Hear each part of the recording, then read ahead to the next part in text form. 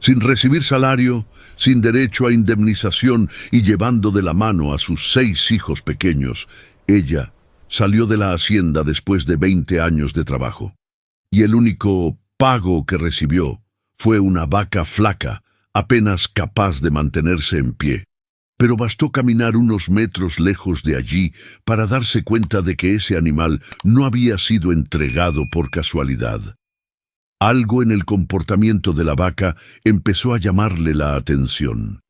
Algo que no coincidía con su aparente debilidad. ¿Puedes imaginar el miedo de descubrir que el único bien que le quedó quizá escondía un motivo mucho más profundo? Parece absurdo, pero esta historia ocurrió. Antes de continuar, suscríbete al canal y deja tu like, porque lo que esa vaca la llevó a descubrir simplemente no tiene explicación. Y cuéntame en los comentarios desde qué ciudad estás viendo esta historia. Prepárate. Esto es solo el comienzo. El sol de marzo estaba alto y castigaba sin piedad la tierra seca del sertón cuando Elena cruzó el portón de la hacienda por última vez, sintiendo cómo el polvo caliente se colaba entre los dedos de sus pies descalzos y agrietados. Era el año de 1892 y el aire vibraba con ese calor denso que distorsiona el horizonte, haciendo que los árboles retorcidos de la caatinga parecieran espectros danzantes esperando su colapso. Ella no se volvió para mirar atrás, aunque sentía en la nuca la mirada pesada y burlona del coronel Belisario, quien permanecía en su balcón con la arrogancia de quien se cree dueño del destino ajeno. Elena caminaba despacio, no por falta de prisa, sino porque el peso de 20 años de servidumbre aplastaba sus hombros más que cualquier carga física. Años en los que había dejado su juventud fregando suelos de piedra y lavando ropas ajenas hasta que sus manos se volvieron cuero viejo y duro. A su lado, tirando de una cuerda raída que le quemaba la palma de la mano, caminaba la única recompensa que había recibido por 2 décadas de lealtad absoluta, una vaca flaca, un animal tan esquelético que sus costillas parecían aros de un barril a punto de romperse.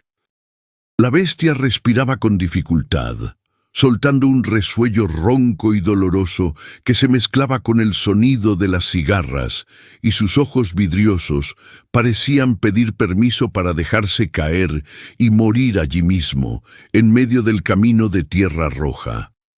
Para el coronel, aquel animal moribundo no era un pago, sino un chiste cruel, una última humillación para la viuda que ya no tenía fuerzas para trabajar al ritmo que él exigía. Elena sabía que aceptar aquel animal era cargar con un cadáver ambulante, pero su orgullo herido le impidió rechazarlo. Era lo único que se llevaba de esa tierra que había regado con su propio sudor. Detrás de ella, en una fila silenciosa y triste, marchaban sus 6 hijos, con el mayor, Antonio, de 14 años, cargando al más pequeño en brazos para aliviar el paso de su madre. Los niños no preguntaban nada, pues el hambre y el miedo les habían enseñado a leer los silencios de Elena, comprendiendo que aquel día el mundo se había roto para siempre bajo sus pies. Sus ropas eran harapos descoloridos por el sol y la lejía, remendados tantas veces que ya no se distinguía la tela original, y sus estómagos vacíos resonaban con un dolor sordo que el agua caliente de la cantimplora no lograba calmar.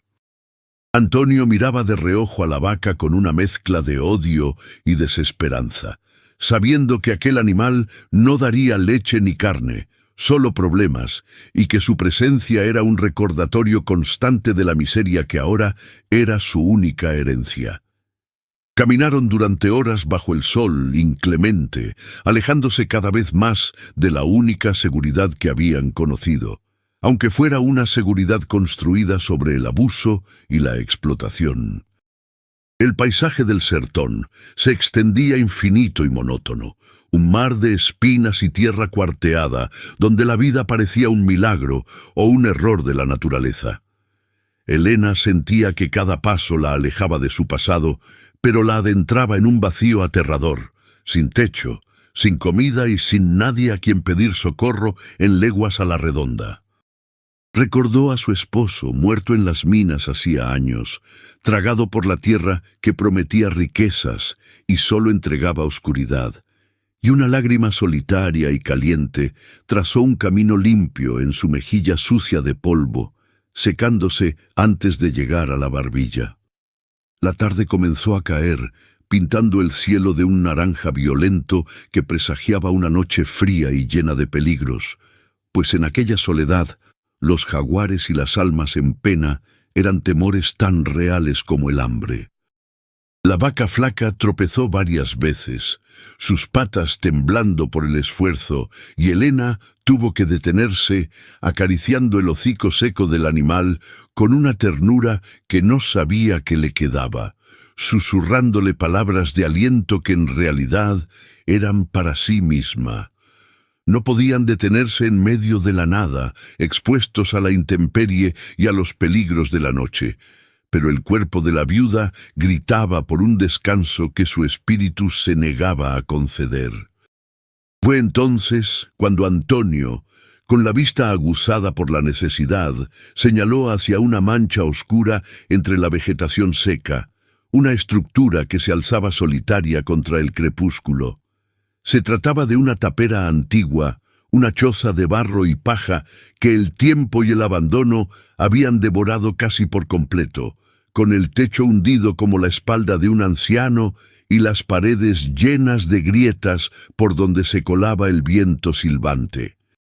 Los lugareños de la región evitaban aquel lugar, murmurando historias sobre deudas de sangre y tierras malditas, pero para Elena, en ese momento de desesperación absoluta, aquellas ruinas parecían un palacio ofrecido por la providencia. Se acercaron con cautela, el crujido de las hojas secas bajo sus pies sonando como truenos en el silencio sepulcral que rodeaba la construcción. La vaca se detuvo de golpe frente a la entrada, olfateando el aire con una intensidad repentina, sus orejas moviéndose como si captara un sonido que los humanos eran incapaces de percibir. Elena empujó la puerta de madera podrida, que se dio con un gemido largo y lastimero, revelando un interior oscuro que olía a encierro, a tierra húmeda y a recuerdos olvidados hace mucho tiempo. No había muebles, solo un suelo de tierra batida irregular y rincones donde las sombras parecían cobrar vida propia, moviéndose al compás de la luz vacilante que entraba por los huecos del techo. Hizo entrar a los niños rápidamente, acomodándolos en el rincón más protegido del viento, y sacó los pocos trapos que llevaban para improvisar camas sobre el suelo duro, tratando de crear un nido de seguridad en medio de la desolación. El instinto maternal de Elena se agudizó. Cada sonido de la noche exterior la ponía en alerta, con los músculos tensos y la mirada fija en la negrura que se tragaba el mundo más allá del umbral. La vaca, que había quedado atada a un poste carcomido en lo que alguna vez fue el porche, comenzó a comportarse de una manera extraña, rompiendo la quietud con resoplidos nerviosos y tirones bruscos de la cuerda. Elena salió con una vela en la mano, protegiendo la llama del viento con su cuerpo, y vio que el animal no estaba tratando de huir, sino que miraba fijamente hacia el interior de la casa, con los ojos desorbitados, reflejando el pánico de una presa acorralada. La viuda intentó calmarla, pero la vaca se resistía a su toque, golpeando el suelo con una de sus patas delanteras de forma rítmica y obsesiva, un sonido seco y constante. Toc, toc, toc, que resonaba contra la tierra compactada como un latido enfermo. Aquello no era normal. Elena había crecido entre animales y conocía la diferencia entre el miedo a un depredador y aquel comportamiento errático y focalizado, como si la vaca estuviera señalando algo invisible. El animal, a pesar de su debilidad extrema, golpeaba el mismo punto del suelo una y otra vez, levantando pequeñas nubes de polvo, ignorando el cansancio que minutos antes casi la había matado.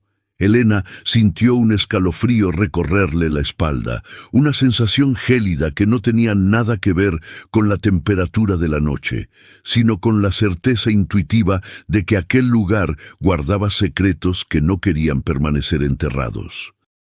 Miró a sus hijos, que dormían agotados en el interior, y luego volvió la vista al animal, sintiendo que el silencio del sertón estaba a punto de romperse, con una verdad que ella aún no podía comprender.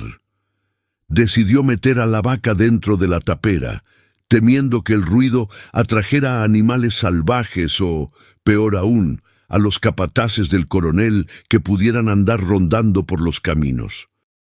Con mucho esfuerzo, logró arrastrar al animal hacia adentro, pero la vaca, lejos de calmarse, se dirigió directamente hacia un rincón específico de la habitación principal, donde las viejas tablas de la pared se encontraban con el suelo de tierra.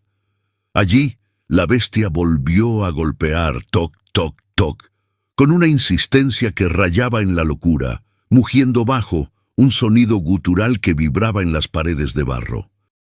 Elena se quedó paralizada, observando la escena a la luz temblorosa de la vela, mientras una pregunta se formaba en su mente agotada. ¿Qué demonios había debajo de ese suelo que reclamaba con tanta fuerza la atención de un animal moribundo? El sonido rítmico de la pata golpeando la tierra, toc, toc, toc, se convirtió en la única banda sonora de aquella vigilia angustiosa, resonando en las paredes de barro como el tic-tac de un reloj maldito que cuenta el tiempo hacia una desgracia inevitable. Los niños, despertados por la insistencia maníaca del animal, se acurrucaron contra las piernas de Elena, con los ojos muy abiertos brillando en la penumbra, preguntando sin palabras por qué la vaca que debía salvarlos parecía ahora poseída por un espíritu inquieto. Elena intentó calmarla, empujando suavemente el flanco huesudo del animal para apartarlo de aquel rincón, pero la vaca era inamovible, una estatua de piel y huesos clavada al suelo por una fuerza invisible, ignorando tanto las súplicas de la mujer como el cansancio que hacía temblar sus propios músculos. El aire dentro de la tapera se volvió denso, casi irrespirable, cargado de un olor antiguo a encierro y a secretos que llevaban demasiado tiempo fermentando en la oscuridad, mezclado ahora con el sudor agrio del miedo. Elena sentía que la piel se le erizaba, no por el frío de la madrugada que se colaba por las rendijas, sino por la certeza visceral de que no estaban solos allí dentro, de que el comportamiento del animal era una respuesta a algo que sus sentidos humanos, embotados por la fatiga, no lograban captar. La llama de la vela parpadeó violentamente, proyectando sombras alargadas y deformes sobre las paredes desconchadas, sombras que parecían estirarse como dedos acusadores señalando el mismo punto exacto que la vaca golpeaba sin cesar. De repente, el trance hipnótico se rompió con la brutalidad de un trueno cercano, el sonido inconfundible de cascos de caballos galopando y frenando con violencia justo fuera de la choza, seguido de risas ásperas y gritos masculinos que helaron la sangre de la viuda.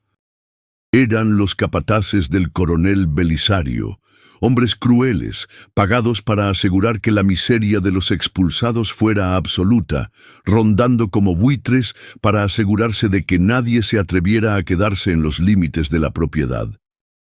Elena sopló la vela de inmediato, sumiendo la habitación en una oscuridad total, y se lanzó sobre sus hijos, cubriéndoles las bocas con sus manos callosas para ahogar cualquier sollozo, mientras su propio corazón golpeaba contra sus costillas con la fuerza de un martillo. «¡Salgan de ahí, ratas!», gritó una voz aguardentosa desde el exterior, seguida por el estruendo de un disparo al aire que hizo vibrar el techo de paja y provocó que el polvo cayera sobre ellos como una lluvia fina y sucia. Los jinetes rodearon la tapera, golpeando las paredes de barro con las culatas de sus rifles y sus fuestes, burlándose de la viuda y recordándole a gritos que esa tierra, aunque abandonada y estéril, seguía perteneciendo al patrón y que su presencia allí era un insulto. Elena permaneció inmóvil, hecha un ovillo humano sobre sus pequeños, rezando en silencio a todos los santos que conocía para que los hombres no decidieran prender fuego a la paja seca o entrar a sacarlos a la fuerza, sabiendo que su única defensa era la lástima o el aburrimiento de sus verdugos.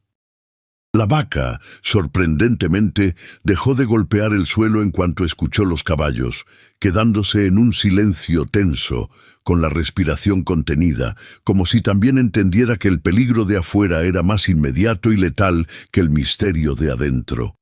Durante interminables minutos, los hombres continuaron su asedio psicológico, lanzando botellas vacías contra la madera y gritando obscenidades que manchaban la noche, disfrutando del poder que tenían sobre aquella familia indefensa.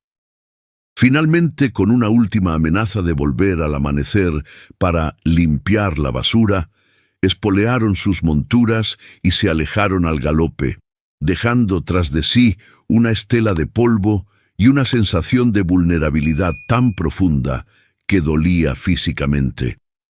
Cuando el sonido de los cascos se desvaneció en la distancia, devuelto al silencio del sertón, Elena tardó varios minutos en atreverse a moverse, con los músculos agarrotados por la tensión y el terror.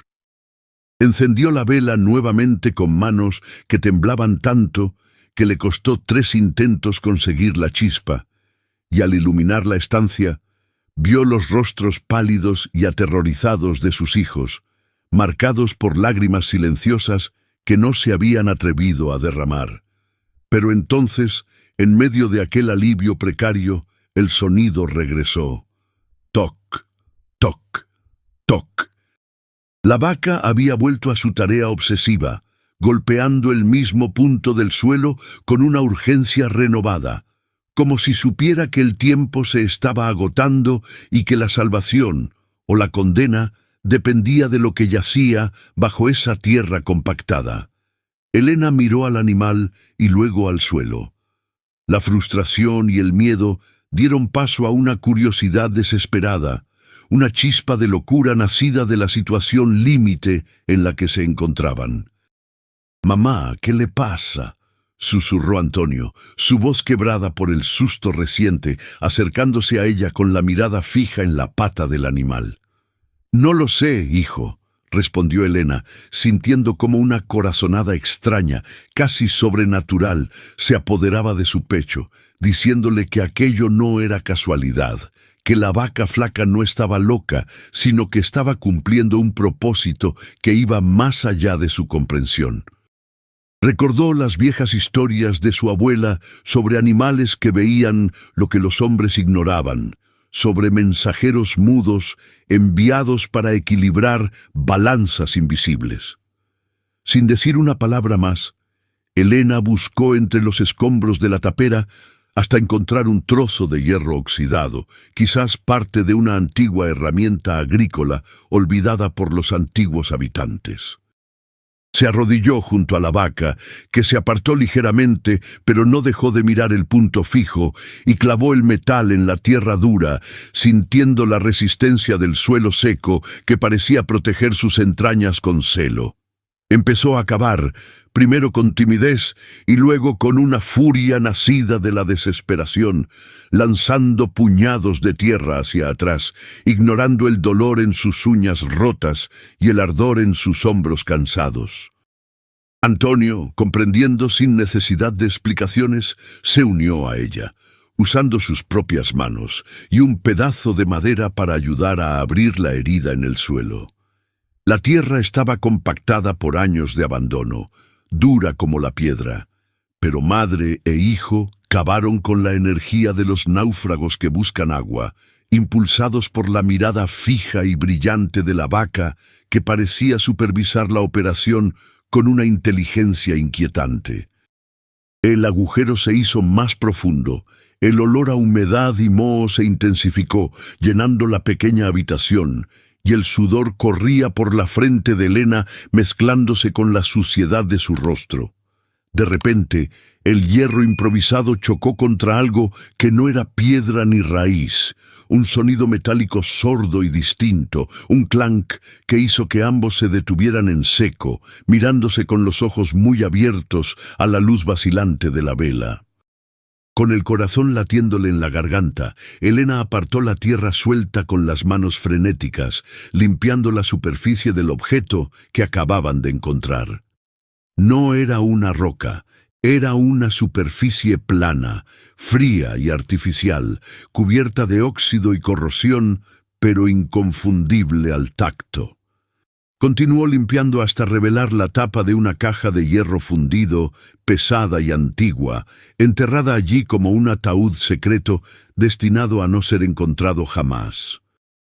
La vaca soltó un bufido largo, como un suspiro de alivio, y se echó en el suelo agotada, su misión aparentemente cumplida, mientras Elena contemplaba aquel objeto extraño con una mezcla de terror y esperanza, sintiendo que estaba a punto de abrir una puerta hacia un pasado que cambiaría su destino para siempre. Elena y Antonio tuvieron que usar todas sus fuerzas para liberar la caja de su prisión de tierra, luchando contra el peso muerto del hierro y la succión del barro compactado que se negaba a soltar su tesoro. Se lastimaron los dedos contra los bordes oxidados y afilados, sintiendo cómo el metal frío cortaba la piel callosa, pero la adrenalina había anestesiado cualquier sensación de dolor inmediato. Cuando finalmente lograron sacar el objeto y depositarlo sobre el suelo irregular de la tapera, un ruido sordo y pesado retumbó en la pequeña estancia, levantando una nube de polvo antiguo que les hizo toser y cubrirse la boca con los antebrazos.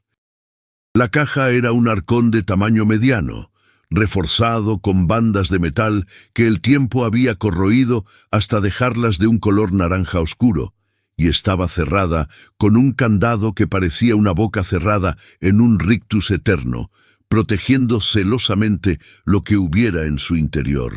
No tenían llave, por supuesto, y la estructura parecía demasiado sólida para ceder ante simples golpes, pero la necesidad agudiza el ingenio y endurece la voluntad. Elena buscó una piedra grande entre los escombros de una pared derrumbada, una roca pesada y angulosa, y con la ayuda de Antonio comenzó a golpear el candado oxidado con una violencia metódica y silenciosa.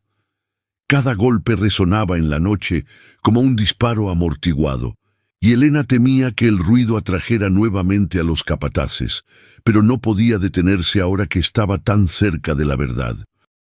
Después de varios minutos de esfuerzo brutal, el metal viejo, debilitado por décadas de humedad y abandono, cedió con un chasquido seco y metálico, liberando el cerrojo que había mantenido sellado aquel secreto durante generaciones.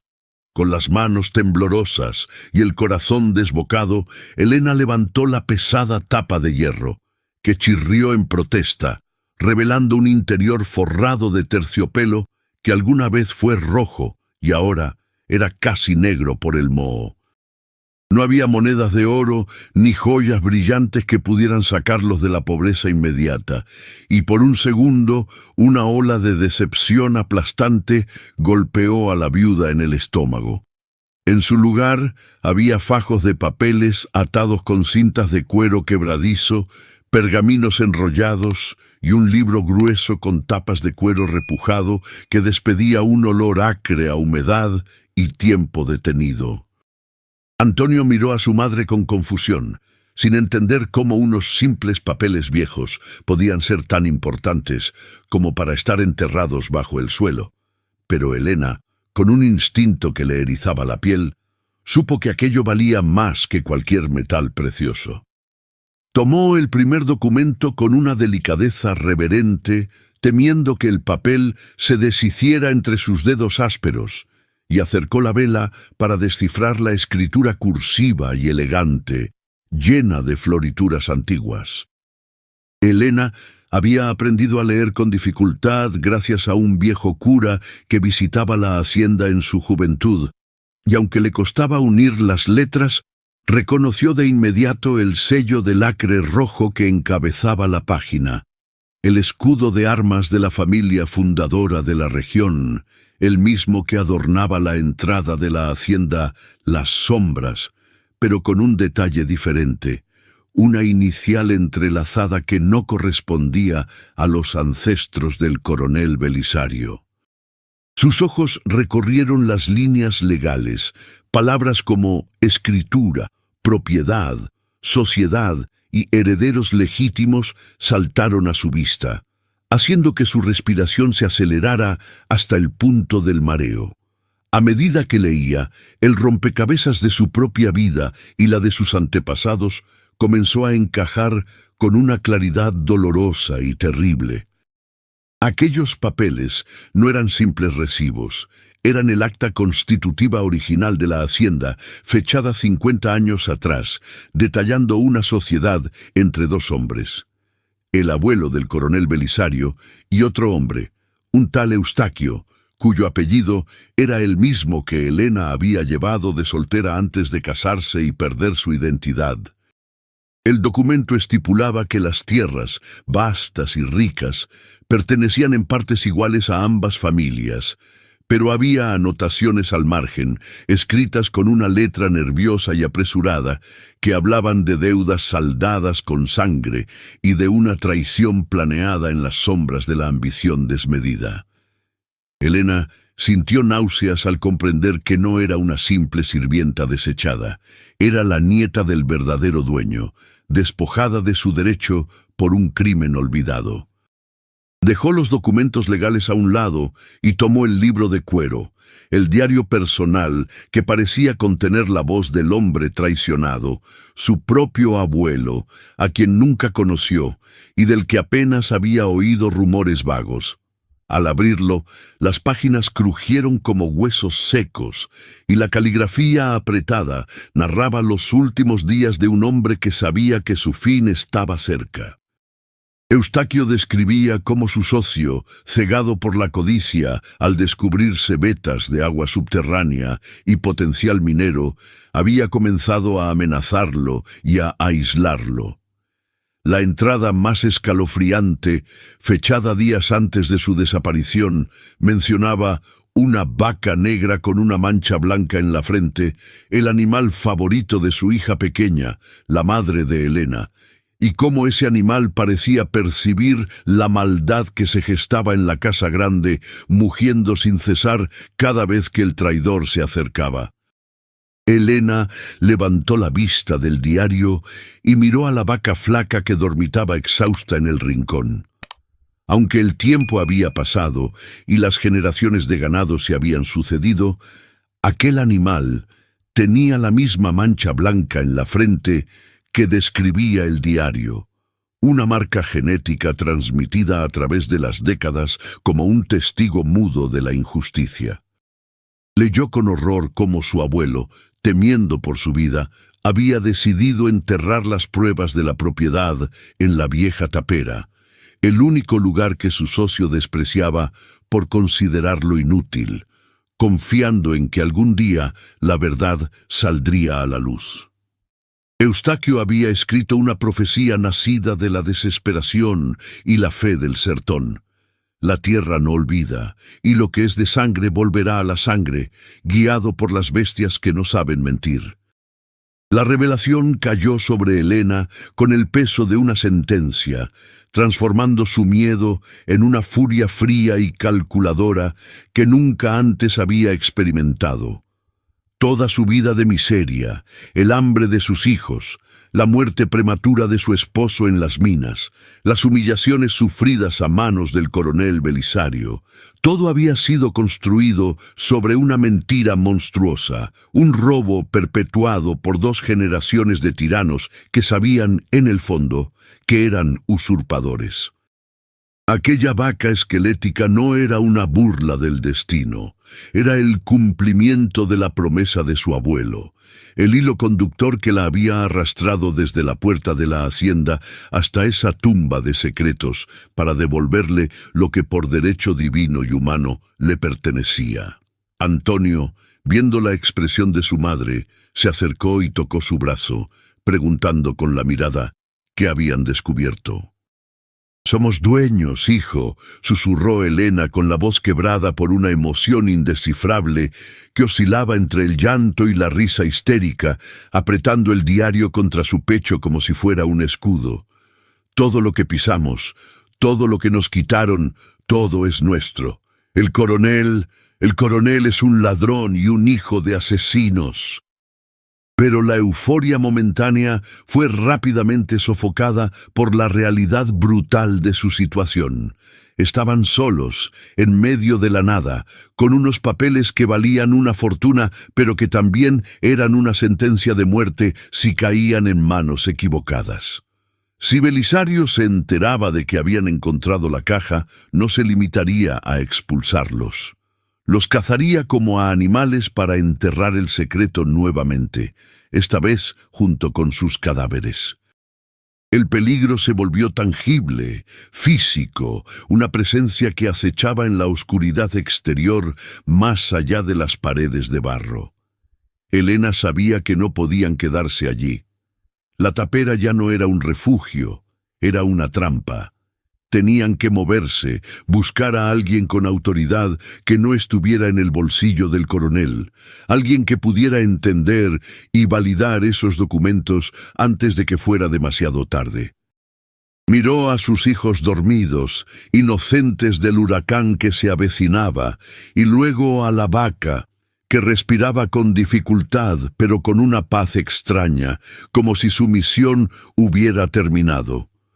Guardó los documentos en su seno, sintiendo el frío del papel contra su piel caliente, y comenzó a despertar a los niños con suavidad, sabiendo que la noche aún era larga y que el verdadero viaje hacia la justicia apenas acababa de comenzar.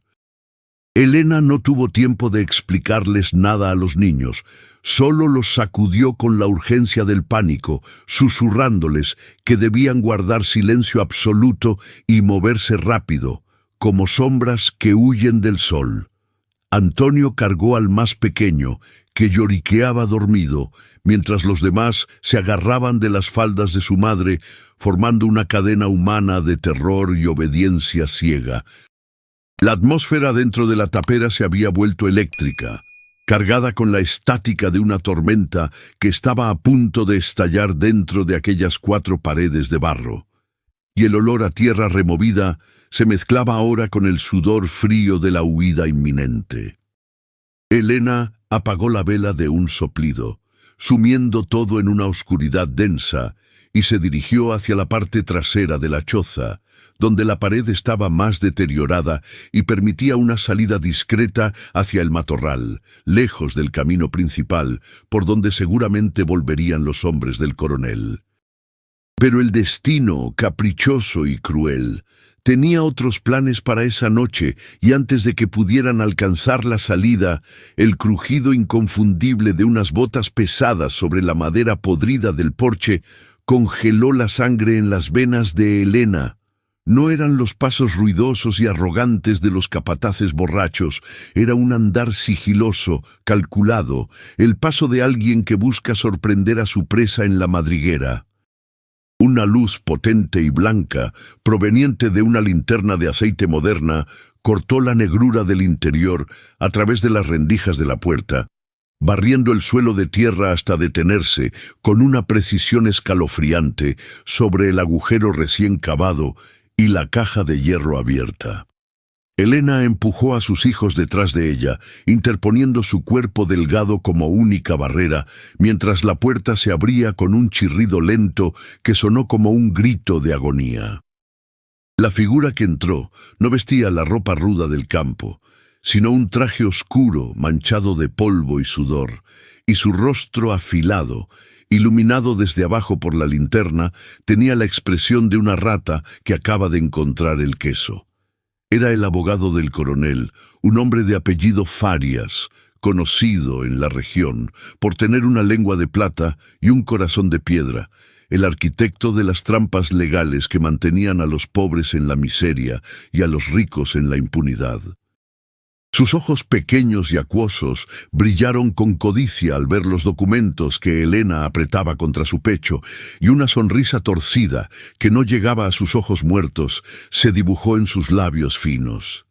«Vaya, vaya, Elena», siseó, su voz suave y venenosa deslizándose por el aire viciado. «Parece que la viuda ha estado muy ocupada esta noche profanando tumbas». Elena retrocedió paso a paso, sintiendo el temblor de sus hijos contra su espalda, pero mantuvo la cabeza alta, impulsada por la furia de saberse dueña legítima de la tierra que pisaba ese intruso.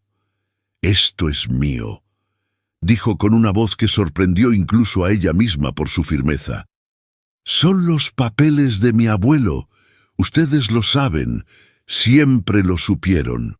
El abogado soltó una carcajada seca, carente de humor, y dio un paso adelante, extendiendo una mano pálida y exigente. «Papeles viejos, historias de fantasmas, eso no vale nada en el mundo real, mujer. Pero el coronel es un hombre sentimental. Le gustaría recuperar esos recuerdos familiares. Entrégalos, y quizás, solo quizás, te dejemos salir de aquí caminando». El olor a tabaco rancio y colonia barata que emanaba del hombre golpeó a Elena, provocándole náuseas. La tensión se rompió cuando el abogado, perdiendo la paciencia ante el silencio desafiante de Elena, se abalanzó sobre ella con una rapidez inesperada, agarrándola del brazo con una fuerza brutal para arrebatarle el diario y los pergaminos.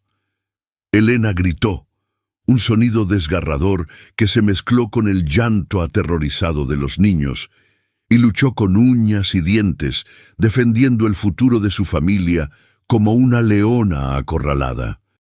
Antonio intentó ayudar, golpeando las piernas del hombre, pero fue apartado de un empujón violento que lo mandó contra la pared de barro.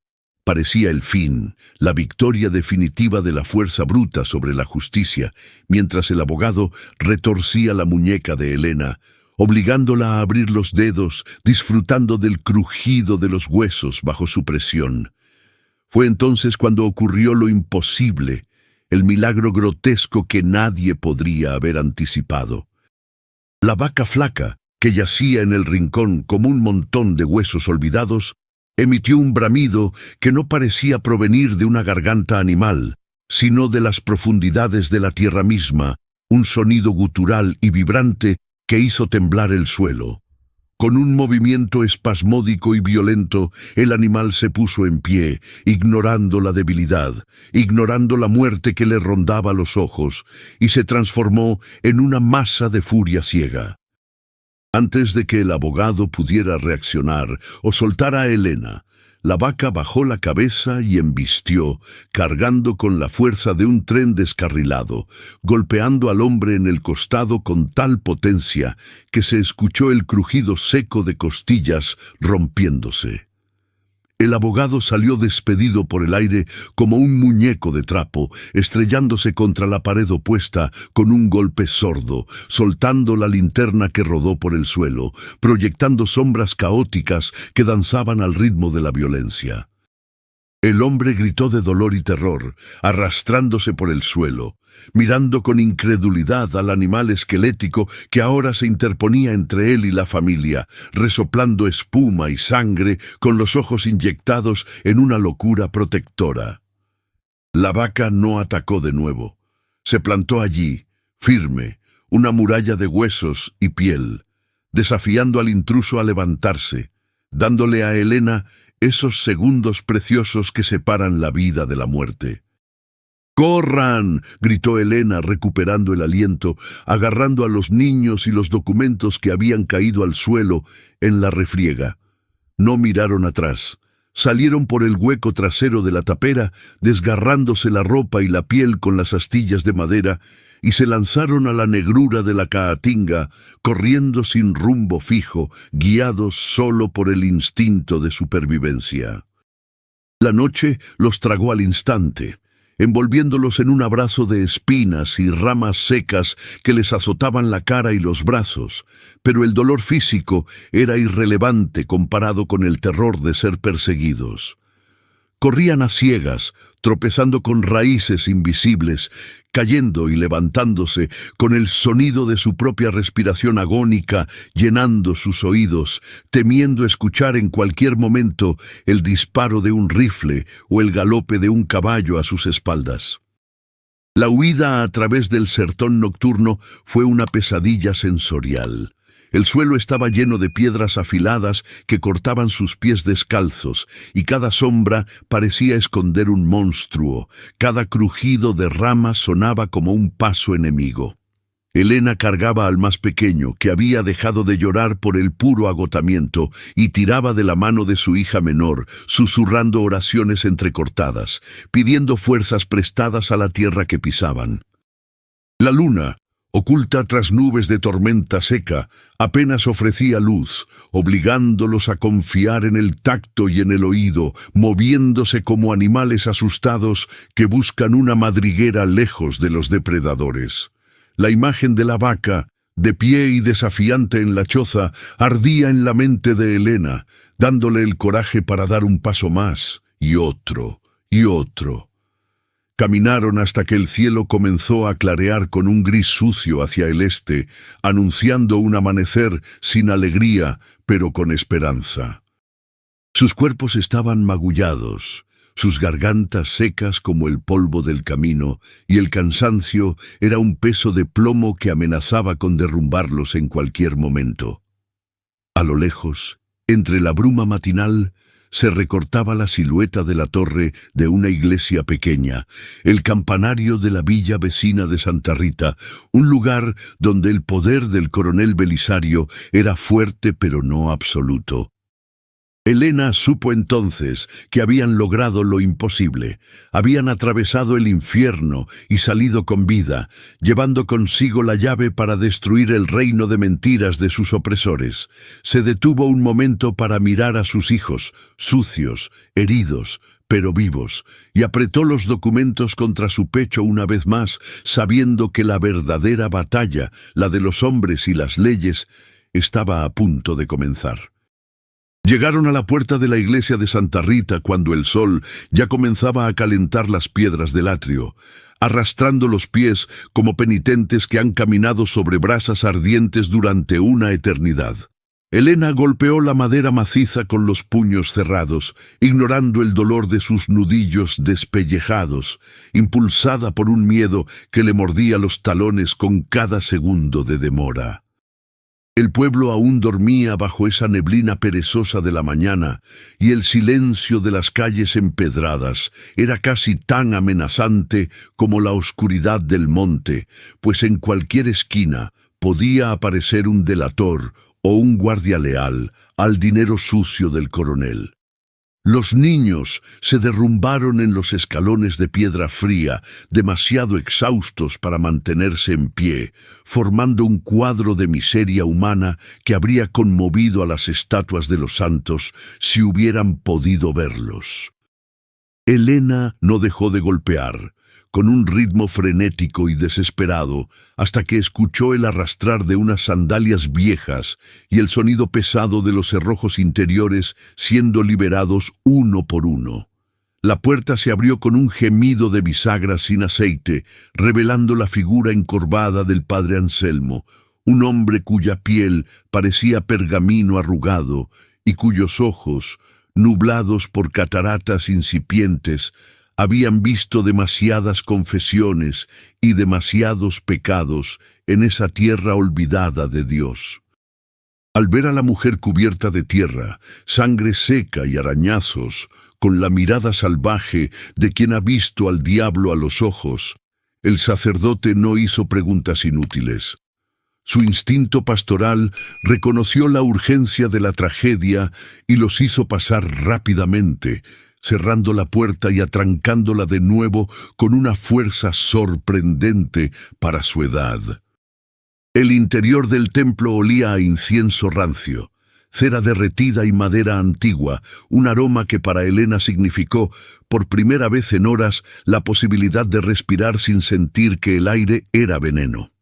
«Hija mía», murmuró el anciano, tocando suavemente el hombro de Elena, «¿qué desgracia te ha traído a la casa del Señor a estas horas y en este estado?»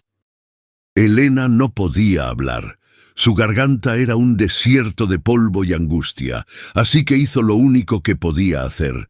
Sacó los documentos arrugados y manchados de su pecho, junto con el diario de cuero que aún conservaba el calor de su cuerpo, y los puso en las manos temblorosas del cura. «Léalo, padre», graznó con una voz que era apenas un susurro roto. «Por la memoria de los muertos, léalo y dígame si estoy loca o si Dios finalmente se acordó de nosotros». El padre Anselmo ajustó sus anteojos de montura de alambre sobre la nariz y se acercó a la luz de una vela votiva que ardía perpetuamente en el altar lateral. A medida que sus ojos recorrían las líneas escritas con tinta desvanecida, su expresión pasó de la confusión a la incredulidad, y luego a un horror silencioso que hizo que sus manos comenzaran a temblar violentamente, haciendo crujir el papel antiguo.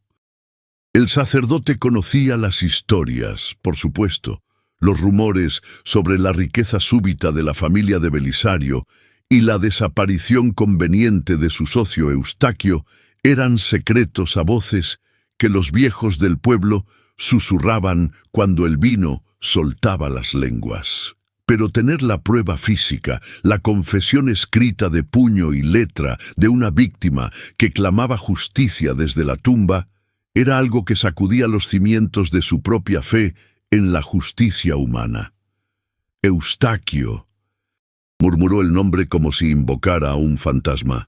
Yo lo bauticé, o al menos eso creo recordar en mis primeros años aquí. Era un hombre bueno, temeroso de Dios. Alzó la vista hacia Elena, viéndola ya no como la viuda miserable que mendigaba pan, sino como la portadora de una verdad que podía incendiar la región entera. «Esto es dinamita, mujer. Si el coronel sabe que tienes esto, no se detendrá ante nada, ni siquiera la iglesia será sagrada para él». Elena asintió, las lágrimas finalmente abriéndose paso a través de la suciedad de su rostro, dejando surcos limpios en sus mejillas. «Lo sabe, padre, su abogado nos encontró en la tapera. La vaca. El animal nos salvó, pero él sabe que tengo los papeles». Al mencionar a la vaca, el padre Anselmo se persignó rápidamente, murmurando una oración en latín, comprendiendo que la intervención divina a veces toma formas extrañas y humildes. No perdió tiempo. Condujo a la familia hacia la sacristía, un cuarto trasero lleno de vestimentas litúrgicas y cálices dorados, y les indicó que se ocultaran en un pequeño sótano que servía para guardar el vino de consagrar y las hostias. «Quédense aquí. No hagan ruido, les traeré agua y algo de comer, pero nadie, absolutamente nadie, debe saber que están bajo este techo hasta que yo sepa en quién confiar». Mientras los niños devoraban con desesperación el pan duro y el agua que el cura les había traído, Elena se sentó en un rincón oscuro del sótano, abrazando sus rodillas, sintiendo cómo la adrenalina abandonaba su cuerpo para dejar paso a un dolor físico agudo en cada músculo. Pero su mente no descansaba. Pensaba en la vaca flaca, sola en la tapera, enfrentándose a la furia del abogado herido o muriendo lentamente por el esfuerzo sobrenatural que había realizado. Sentía una culpa punzante por haberla dejado atrás, pero sabía que el sacrificio del animal había sido el precio de su libertad. En la soledad de ese refugio subterráneo, Elena juró que si recuperaba las tierras, levantaría un monumento en memoria de esa criatura que había valido más que todos los humanos que conoció. Afuera, la mañana avanzaba y el pueblo comenzaba a despertar, pero el despertar de ese día no fue normal. Un rumor corría como pólvora encendida por las calles polvorientas, saltando de boca en boca, desde las lavanderas en el río hasta los comerciantes en la plaza.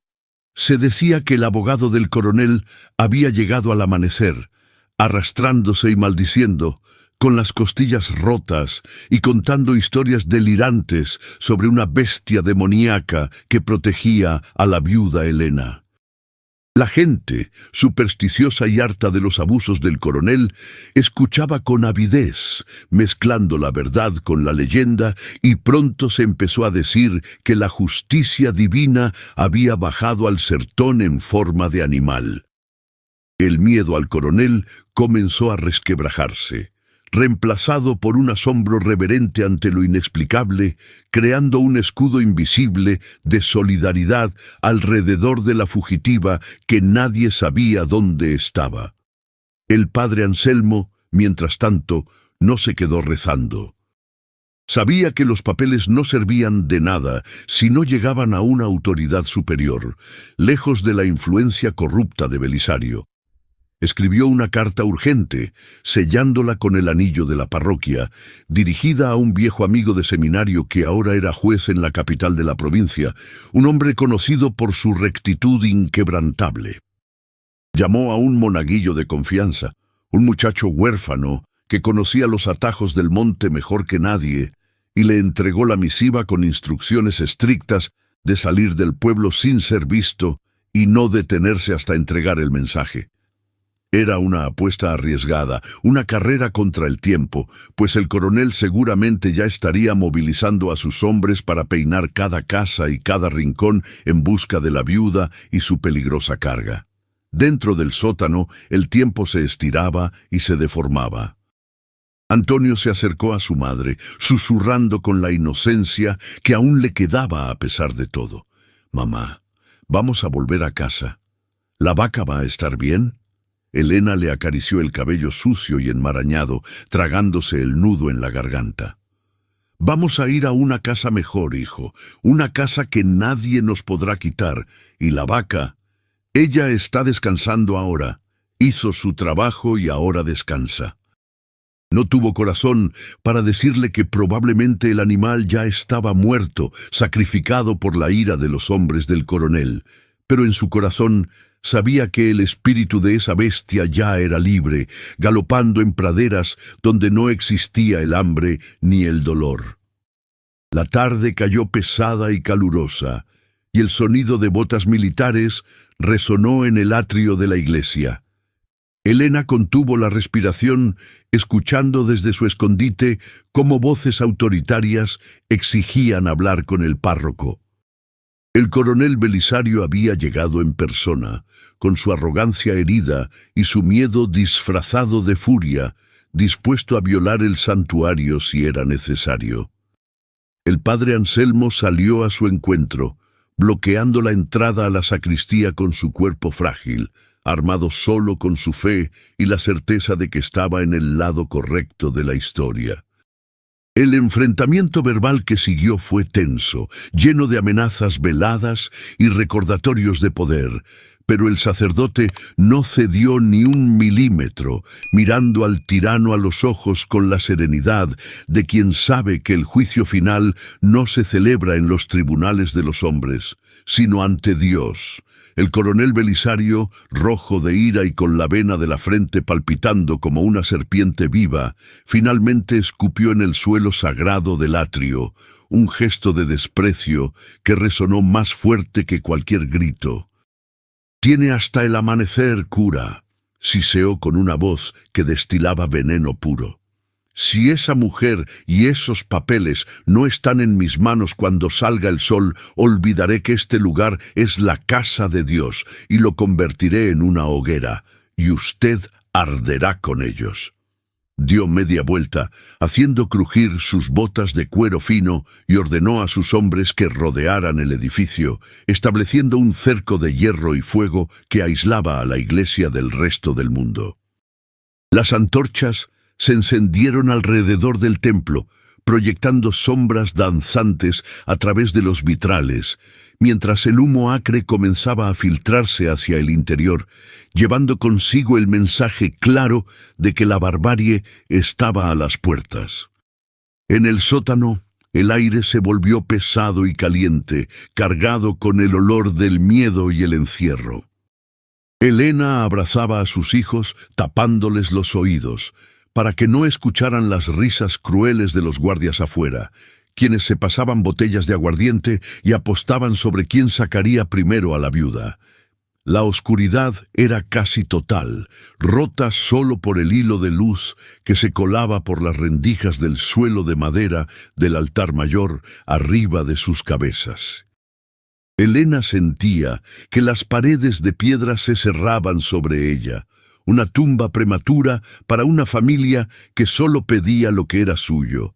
Pero en medio de esa asfixia, una extraña calma comenzó a nacer en su pecho, la calma fría de quien ya no tiene nada que perder, y ha decidido que si ha de morir, lo hará mordiendo la mano de su verdugo.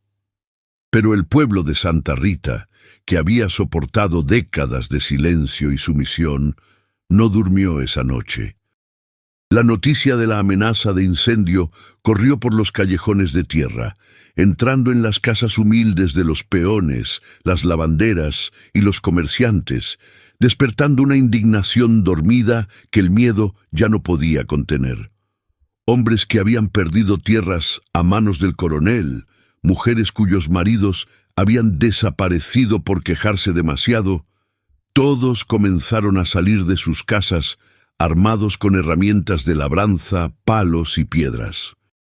No era un ejército organizado, era una marea humana de resentimiento y solidaridad, moviéndose bajo la luz de la luna con un propósito común: proteger lo poco sagrado que les quedaba y defender a la mujer que, según decían, había sido salvada por un milagro con forma de animal. Cuando el sol comenzó a despuntar, tiñendo el cielo de un rosa pálido, el coronel Belisario se encontró con una sorpresa que le heló la sangre. Alrededor de sus hombres armados, formando un círculo exterior inmenso y silencioso, estaba el pueblo entero, cientos de ojos fijos en él, juzgándolo sin decir una palabra. No había gritos, no había violencia, solo una presencia masiva y sofocante que desafiaba su autoridad absoluta. Sus capataces nerviosos bajaron los rifles, dándose cuenta de que podían matar a 10 o 20, pero que la multitud los despedazaría antes de que pudieran recargar. Fue en ese momento de tensión insoportable, cuando una chispa podía incendiar el mundo, que se escuchó el sonido de cascos, pero no de caballos de campo, sino el trote disciplinado y rítmico de la caballería provincial. El monaguillo había cumplido su misión. El juez de la capital, alertado por la carta del padre Anselmo y consciente de la volatilidad política de la región, había enviado un destacamento de la Guardia Provincial para asegurar la paz y custodiar a los testigos. El capitán de la guardia, un hombre de bigote gris y mirada de acero, desmontó frente al atrio, ignorando al coronel, y golpeó la puerta de la iglesia con autoridad. «¡Padre Anselmo!», gritó. «Vengo por orden del Tribunal Superior. Abra las puertas. La viuda y las pruebas están bajo la protección del Estado».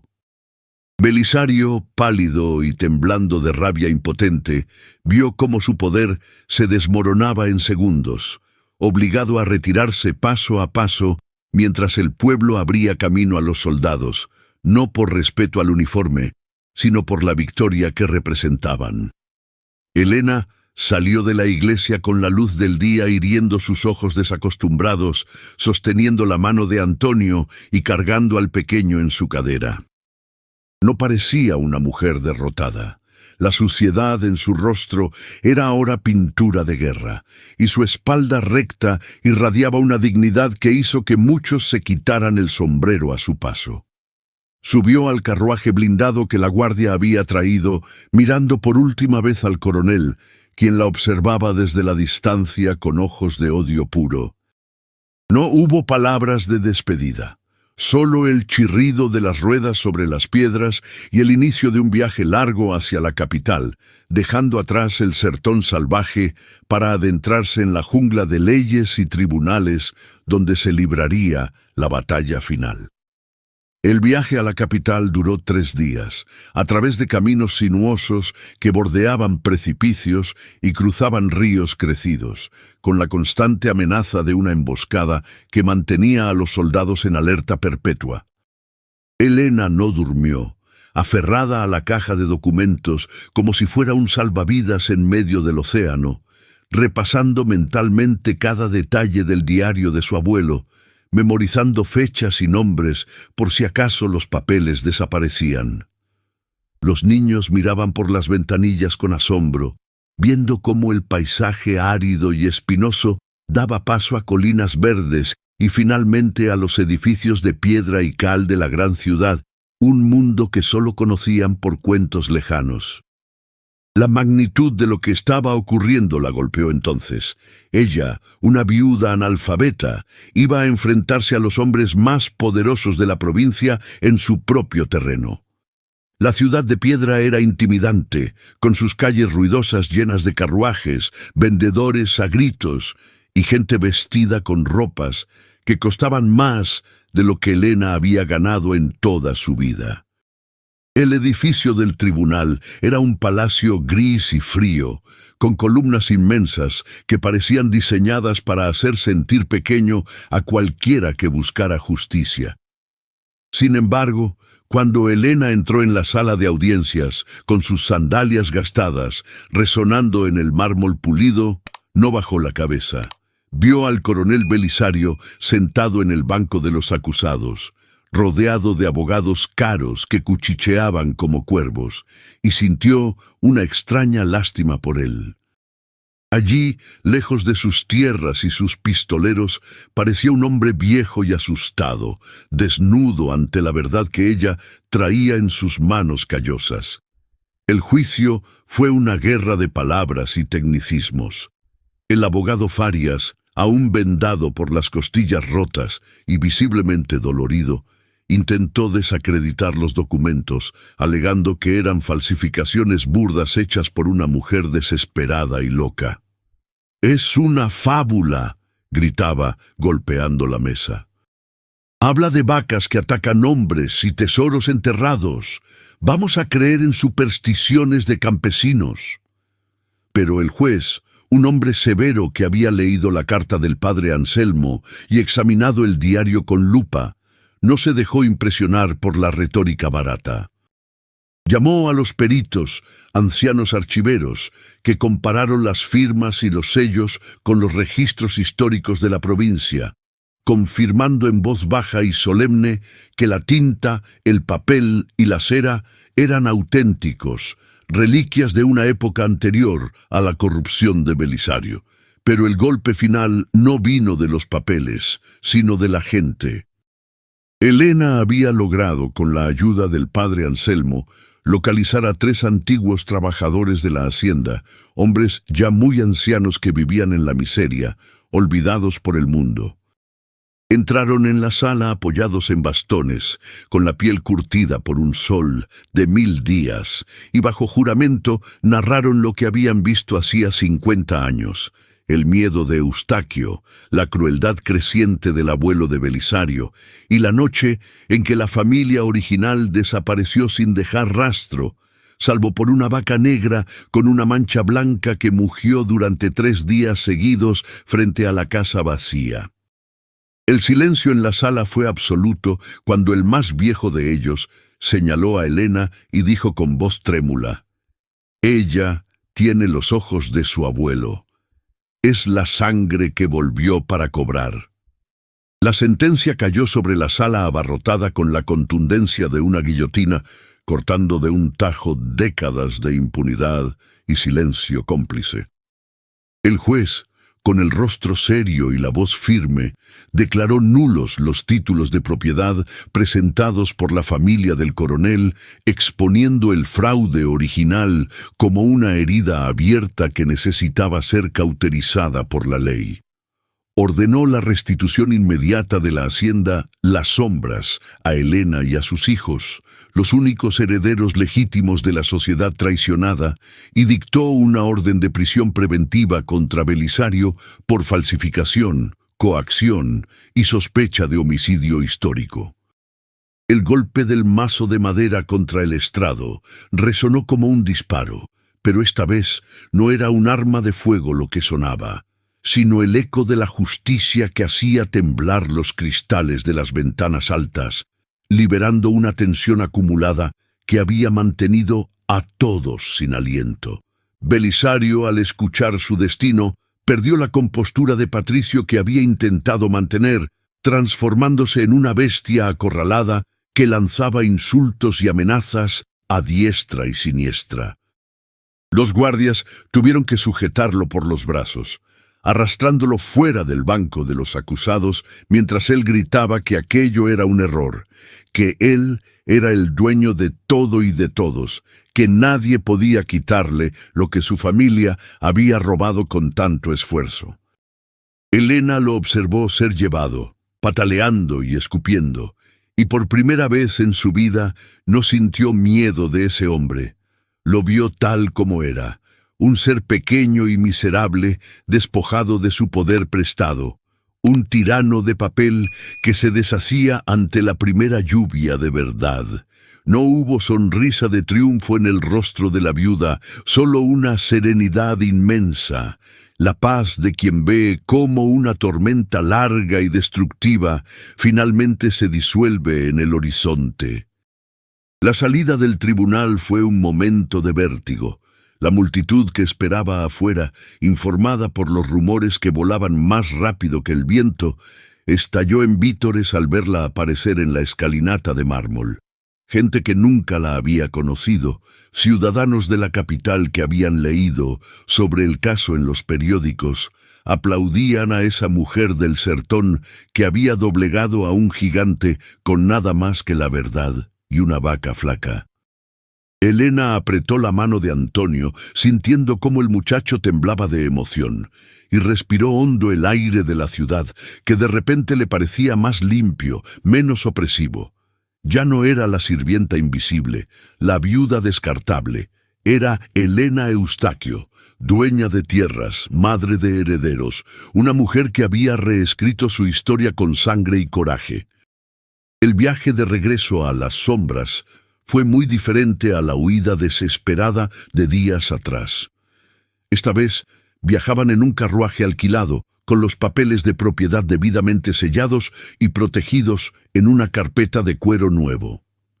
El paisaje del sertón, que antes parecía un enemigo hostil lleno de espinas y sequía, ahora se desplegaba ante sus ojos con una belleza áspera pero acogedora, como si la tierra misma reconociera el retorno de sus verdaderos cuidadores. Cada kilómetro recorrido era una recuperación de la memoria. Cada árbol retorcido y cada piedra del camino dejaban de ser testigos de su miseria para convertirse en marcadores de su victoria. Los niños, limpios y alimentados, miraban por las ventanas con ojos brillantes, incapaces de comprender la magnitud de la riqueza que ahora poseían, pero entendiendo perfectamente que el miedo se había quedado atrás, encerrado en una celda de la capital. Cuando el carruaje se detuvo frente al imponente portón de hierro de la hacienda, el sol del atardecer bañaba la fachada de la casa grande con una luz dorada y melancólica. No había guardias armados impidiendo el paso, ni perros ladrando con furia. La propiedad estaba sumida en un silencio expectante, como si la casa hubiera estado conteniendo la respiración hasta ese momento. Elena bajó del vehículo y puso sus pies descalzos sobre la tierra roja de la entrada. sintiendo una conexión eléctrica que subió por sus piernas y se instaló en su corazón. Ya no entraba por la puerta de servicio con la cabeza baja. Entraba como la dueña, caminando por el sendero principal con la frente en alto, reclamando cada grano de polvo, cada sombra y cada rayo de luz como suyos por derecho divino y humano. La casa grande estaba abierta, abandonada apresuradamente por los sirvientes leales al coronel que habían huido al conocer la sentencia, temiendo represalias o simplemente buscando nuevos amos. Elena recorrió los pasillos de techos altos, pasando sus manos callosas por los muebles de madera noble que tantas veces había limpiado de rodillas, sintiendo la textura del barniz y la frialdad del mármol. El lugar olía a tabaco rancio y a colonias caras, el olor de Belisario, pero Elena abrió todas las ventanas de par en par, dejando que el viento caliente y seco del sertón entrara a raudales para barrer los fantasmas del pasado. Se detuvo en el balcón desde donde el coronel solía mirar sus dominios y miró hacia el horizonte, viendo no una propiedad para explotar, sino un hogar para sanar. Pero había una tarea pendiente, un cierre necesario antes de que pudieran empezar su nueva vida. Elena y Antonio caminaron hacia la vieja tapera, el lugar de su sufrimiento y su salvación, con el corazón encogido por la incertidumbre sobre el destino de su salvadora. Al llegar a las ruinas de la choza, encontraron el silencio de la muerte, pero no el de la violencia. La vaca flaca no estaba allí. Siguieron un rastro de huellas débiles y sangre seca que salía de la tapera y se dirigía increíblemente hacia la entrada principal de la hacienda, como si el animal hubiera intentado completar su viaje. La encontraron bajo la sombra del gran árbol de mango que presidía el patio delantero, echada sobre la hierba seca en una postura que parecía de descanso eterno, con la cabeza orientada hacia la casa grande. La vaca estaba muerta. Su cuerpo esquelético finalmente había cedido al agotamiento y a las heridas de la batalla, pero su expresión era de una paz absoluta, con los ojos cerrados y el hocico relajado. No había muerto como una bestia de carga descartada en el camino, sino que había elegido su lugar de descanso final en el corazón de la tierra que había ayudado a recuperar, esperando simbólicamente el regreso de su dueña. Elena cayó de rodillas junto al animal, acariciando la piel áspera y fría, y lloró, no con la desesperación de la viuda pobre, sino con la gratitud profunda de quien despide a un guerrero. Sus hijos rodearon el cuerpo del animal, tocándolo con respeto reverente, comprendiendo que esa vaca flaca había sido el ángel guardián más extraño y valiente que Dios pudo haberles enviado. Esa misma tarde cavaron una tumba profunda bajo el árbol de mango, trabajando todos juntos con palas y azadones, devolviendo a la tierra lo que la tierra les había prestado. No la enterraron como a un animal cualquiera. La envolvieron en una sábana limpia de lino que Elena sacó de los armarios de la casa grande, y Antonio talló una cruz de madera tosca con la fecha de ese día, el día de la liberación. Mientras cubrían el cuerpo con la tierra roja, el sol se puso en el horizonte, pintando el cielo de violeta y fuego, y Elena sintió que con cada palada de tierra cerraba un ciclo de dolor que había durado 50 años. La vaca descansaba ahora en la entrada de su hogar, convertida en la guardiana eterna de las sombras, un recordatorio perenne de que la lealtad y el coraje no dependen de la fuerza física, sino del espíritu. La noche cayó sobre la hacienda, pero esta vez no trajo miedo ni oscuridad absoluta. Elena encendió las lámparas de aceite de la casa grande, una por una, llenando las ventanas de luz cálida que se podía ver desde kilómetros a la redonda, una señal para todo el valle de que la vida había regresado a ese lugar maldito. Preparó la cena en la gran cocina, usando las ollas de cobre que antes le estaba prohibido tocar, y sentó a sus hijos alrededor de la mesa principal del comedor, sirviéndoles comida en platos de porcelana. El sonido de los cubiertos contra los platos y las risas tímidas de los niños llenaron el vacío de las habitaciones, expulsando el silencio opresivo que había reinado durante décadas. Elena miró a su familia, segura y alimentada bajo un techo firme, y supo que el verdadero trabajo de reconstrucción, el de sanar las almas y levantar una comunidad justa, empezaba a la mañana siguiente. La primera mañana en la hacienda Las Sombras amaneció con una quietud reverencial, como si el sol tuviera miedo de romper el hechizo de paz que había caído sobre la tierra durante la noche. Elena despertó hundida en un colchón de plumas que parecía abrazar sus huesos cansados, rodeada por sábanas de lino blanco que olían a lavanda y no al sudor agrio de la miseria. Y por un momento el pánico le cerró la garganta al pensar que todo había sido un sueño febril provocado por el hambre. Se levantó de un salto con el corazón galopando y corrió hacia la ventana alta del dormitorio principal, descorriendo las pesadas cortinas de terciopelo con manos temblorosas para dejar entrar la luz cruda del sertón. Al ver el patio abajo, con la tumba fresca de la vaca bajo el árbol de mango y la inmensidad de sus tierras extendiéndose hasta donde alcanzaba la vista, soltó un suspiro que le vació los pulmones, comprendiendo que la pesadilla había terminado realmente y que el día que comenzaba no traía órdenes ni castigos, sino una libertad vertiginosa. Pero la libertad, descubrió Elena rápidamente, tiene su propio peso, una responsabilidad inmensa que se siente diferente al yugo, pero que carga los hombros de igual manera. Al bajar a la cocina, encontró a sus hijos despiertos, sentados en silencio alrededor de la mesa, mirando la comida sobrante de la noche anterior con una reverencia temerosa, como si esperaran que alguien entrara a arrebatársela a gritos.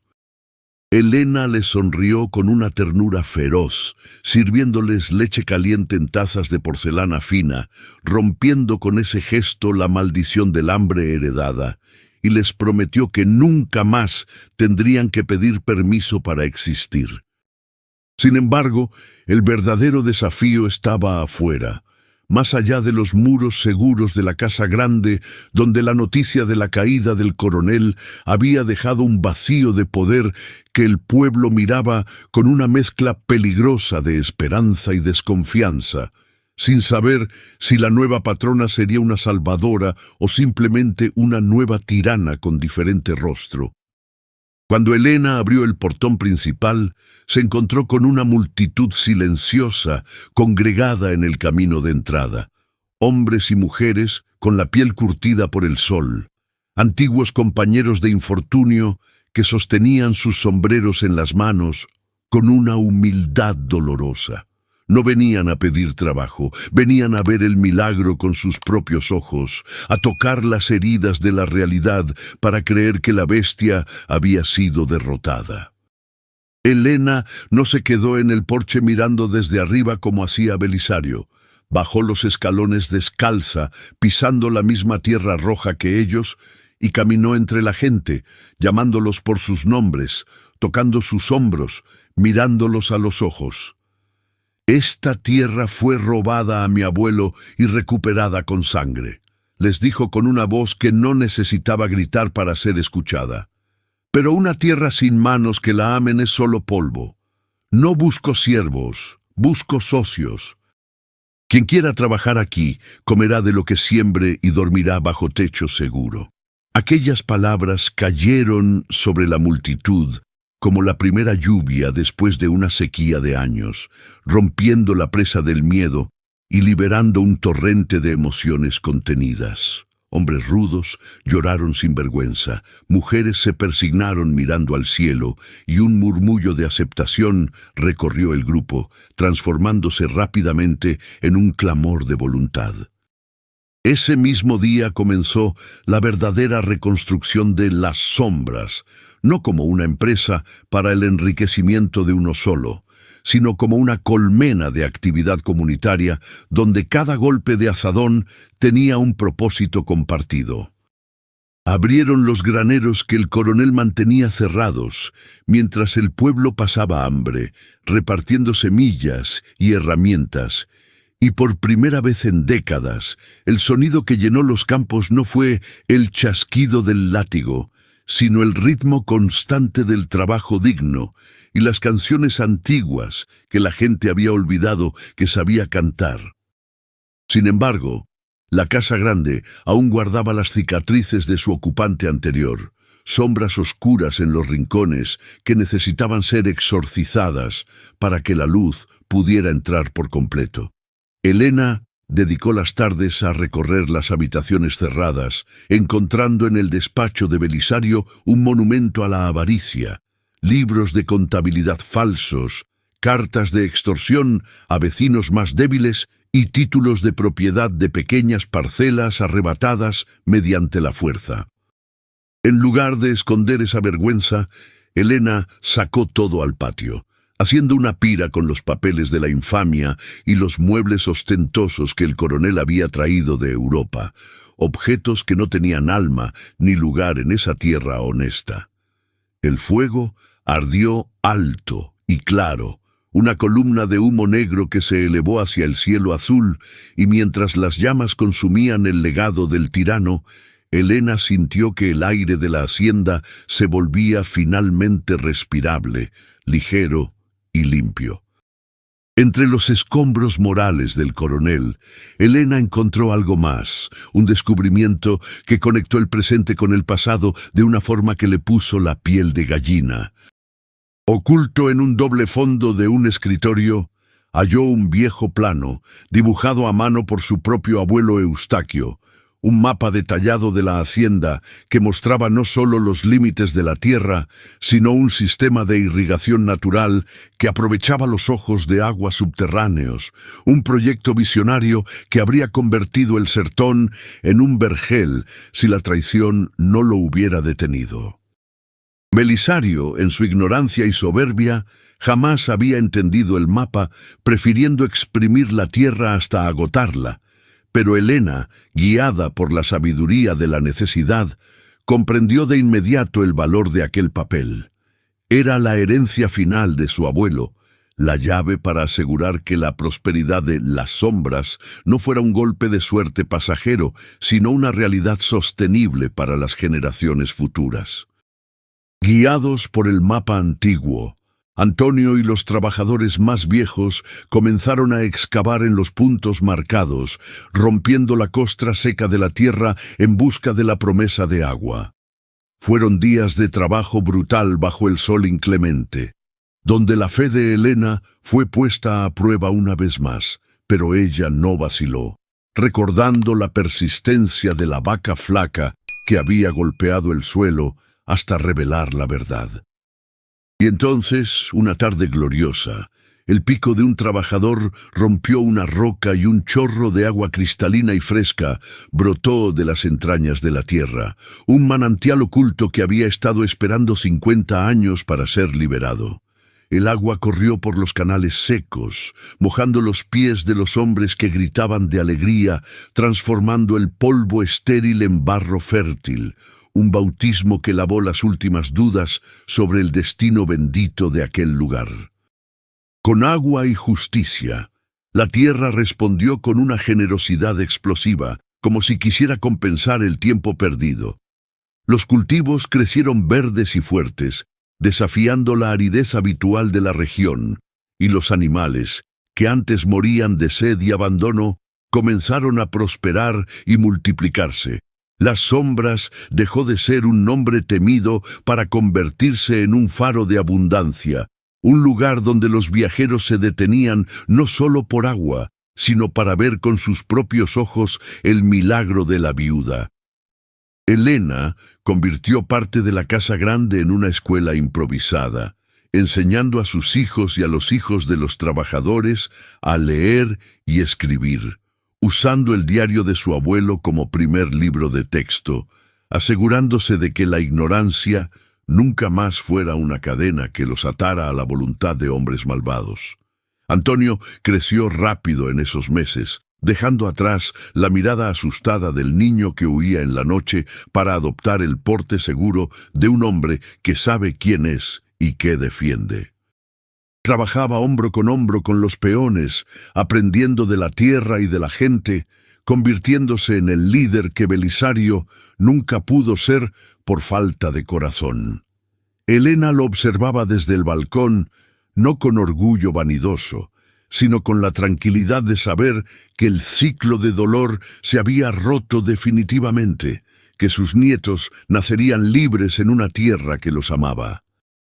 La imagen del coronel se desvaneció en la memoria colectiva, convirtiéndose en un cuento de miedo para asustar a los niños, un fantasma sin poder frente a la realidad vibrante y luminosa que habían construido sobre sus ruinas. Y en las noches tranquilas, cuando el trabajo terminaba y el silencio del campo volvía a ser un amigo y no una amenaza, Helena se sentaba bajo el árbol de mango, junto a la cruz de madera que marcaba la tumba de su salvadora. Acariciaba la tierra suave, plantando flores silvestres que brotaban con colores vivos, y hablaba en voz baja, contando las noticias del día, agradeciendo una vez más el sacrificio de aquel animal humilde. La leyenda de la vaca flaca se extendió más allá de las fronteras de la hacienda, convirtiéndose en una parábola de fe que los ancianos contaban alrededor de las fogatas, recordando a todos que la ayuda divina a veces llega con la forma más inesperada y miserable, y que nunca jamás se debe subestimar el poder de lo que parece pequeño y débil a los ojos del mundo.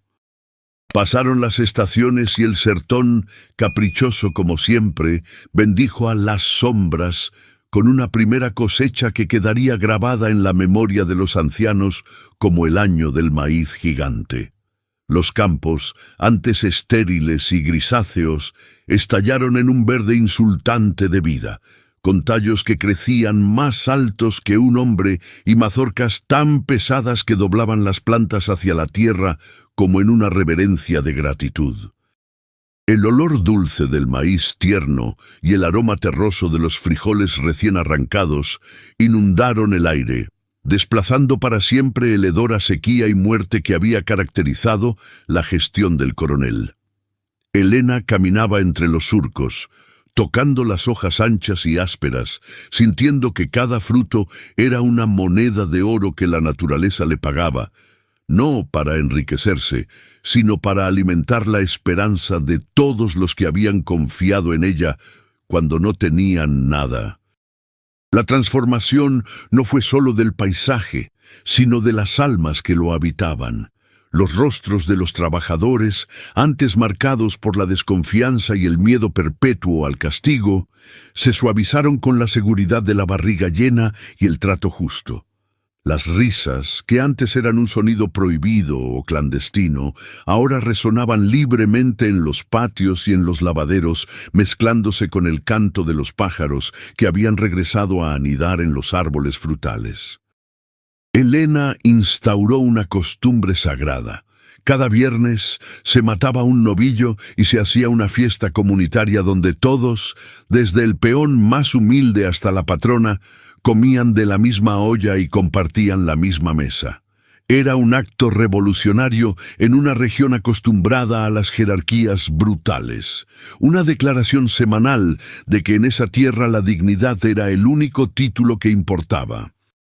Antonio, con la adolescencia quedando atrás como una piel vieja, se convirtió en el brazo fuerte de la hacienda, un capataz que no necesitaba gritar ni usar el látigo, porque lideraba con el ejemplo y el respeto.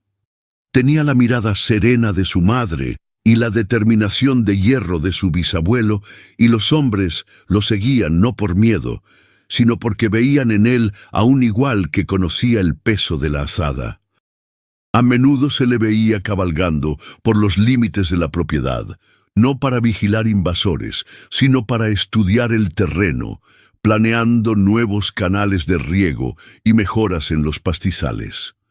Elena lo observaba desde la distancia, sintiendo una punzada de orgullo y nostalgia, reconociendo en sus gestos la sombra protectora del hombre que su esposo habría sido si las minas no se lo hubieran tragado antes de tiempo.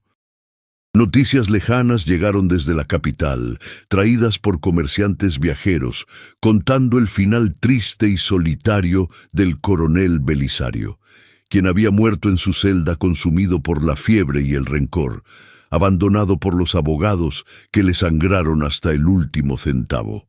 Elena recibió la noticia sin alegría, pero con el alivio de saber que el capítulo más oscuro de su vida se había cerrado definitivamente con un punto final irrevocable. No ordenó celebraciones ni permitió que se hablara mal del muerto. Simplemente fue a la iglesia de Santa Rita, encendió una vela por el descanso de su alma atormentada y pidió a Dios que tuviera con él la piedad que él nunca tuvo con nadie.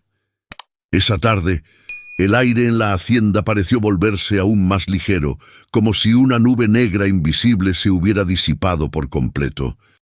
Con el paso de los años, el árbol de mango bajo el cual descansaba la vaca flaca se convirtió en un lugar de peregrinación silenciosa y espontánea para la gente de toda la comarca.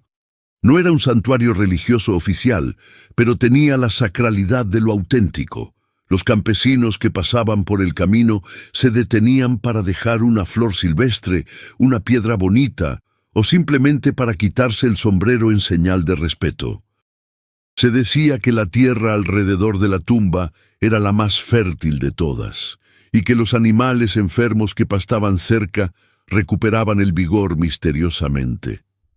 Elena nunca desmintió ni fomentó estas creencias, entendiendo que la gente necesita símbolos tangibles de que la justicia existe, y si una vaca muerta podía darles esa fe, entonces su misión continuaba incluso desde el otro lado.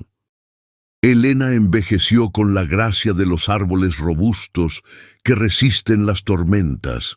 Su cabello negro se tornó en una corona de plata brillante y las arrugas de su rostro se profundizaron como los surcos de la tierra que amaba.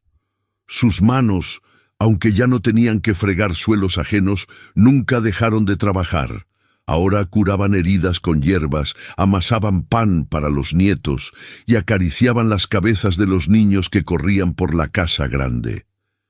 A veces, en las tardes de lluvia, sentía el dolor antiguo en las articulaciones, un recordatorio físico de los 20 años de esclavitud encubierta, pero en lugar de quejarse, lo aceptaba como el precio pagado por la paz que ahora disfrutaba. Se sentaba en su mecedora en el porche, envuelta en un chal de lana, y escuchaba la lluvia caer sobre el techo, sonriendo al recordar cómo esa misma lluvia había sido una vez su enemiga. La escuela que había fundado en una de las salas de la casa creció hasta convertirse en el corazón intelectual de la región, atrayendo a maestros de la ciudad que venían inspirados por la historia de la viuda analfabeta que valoraba las letras tanto como la tierra. Los niños aprendían aritmética contando sacos de granos y geografía dibujando los mapas del sertón, entendiendo que el conocimiento no era algo abstracto, sino una herramienta para no ser engañados jamás. Elena a menudo se sentaba al fondo de la clase, escuchando las lecciones con atención, aprendiendo tarde lo que la vida le había negado temprano, y lloraba en silencio de pura felicidad al ver a su hija menor leyendo en voz alta con una fluidez que parecía música celestial, rompiendo la cadena de ignorancia que había atado a su familia por generaciones. Una tarde, un forastero llegó a la hacienda, un hombre joven con una libreta de notas y una cámara fotográfica, presentándose como un periodista de la capital que quería documentar la leyenda de la vaca de la justicia. Elena lo recibió con hospitalidad, pero con la reserva de quien sabe que la verdad no cabe en un artículo de periódico, y lo llevó a caminar por los campos, mostrándole no la tumba del animal, sino los graneros llenos y las casas dignas de los trabajadores. «La vaca no fue magia, joven», le dijo con su voz pausada y firme. «Fue la gota que colmó el vaso de la paciencia de Dios. El verdadero milagro no es que un animal atacara a un hombre, sino que nosotros, que éramos menos que animales para ellos, nos levantáramos para ser personas». El periodista se marchó días después, conmovido y con los carretes llenos de fotos de gente trabajando y sonriendo, pero la foto que más atesoraba era una de Elena parada junto al árbol de mango, con la mano apoyada en la cruz de madera, mirando hacia el horizonte con ojos de águila. Esa imagen se publicó en la portada de un diario importante, bajo el título «La reina del sertón». Y aunque Elena nunca vio el periódico, sintió el efecto cuando cartas de todas partes empezaron a llegar, escritas por otras viudas, otros desposeídos, agradeciéndole por darles la fuerza para pelear sus propias batallas. Sin quererlo, su historia había dejado de ser suya para convertirse en una bandera, una prueba viviente de que el destino no está escrito en piedra, sino en la voluntad de quienes se niegan a rendirse. Y así, la vida en las sombras siguió su curso natural, marcado por los ciclos de la siembra y la cosecha, los nacimientos y las muertes, el sol implacable y la lluvia bendita. Elena sabía que su tiempo en la tierra se estaba acortando, que pronto tendría que reunirse con su esposo y con su abuelo Eustaquio, pero no sentía miedo ante la perspectiva del final. Había cumplido con su deber. Había limpiado el nombre de su familia y había asegurado el futuro de su sangre. Cada noche, antes de dormir, miraba por la ventana hacia la oscuridad del campo, donde las luciérnagas bailaban sobre la tumba de la vaca, y susurraba un agradecimiento mudo al universo por haberle enviado esa ayuda extraña y maravillosa en su hora más oscura, preparándose para el descanso final con la conciencia tranquila de quien ha dejado el mundo un poco más justo de lo que lo encontró. La muerte llegó a buscar a Elena una noche de noviembre, suave y silenciosa como la brisa que mueve los campos de caña antes de la tormenta, sin el estruendo del dolor ni la frialdad del miedo. Ella la sintió entrar en la habitación con la calidez de una manta conocida, una presencia antigua que venía a reclamar lo que era suyo, y supo, con una certeza absoluta, que el reloj de su tiempo había dado la última campanada en este mundo. No hubo agonía ni lucha en su despedida. Elena simplemente pidió a su hija menor, con un gesto débil de su mano arrugada, que abriera la ventana de par en par para poder oler la tierra mojada una última vez. Ese perfume ferroso y profundo que había sido su vida, su condena y finalmente su redención. Mandó llamar a Antonio, que acudió con el sombrero apretado entre las manos y los ojos húmedos, entendiendo sin necesidad de palabras que la matriarca se estaba preparando para el viaje final, y se sentó a su lado, sosteniendo esa mano que, aunque frágil ahora como un pájaro herido, había tenido la fuerza titánica para derribar imperios de injusticia.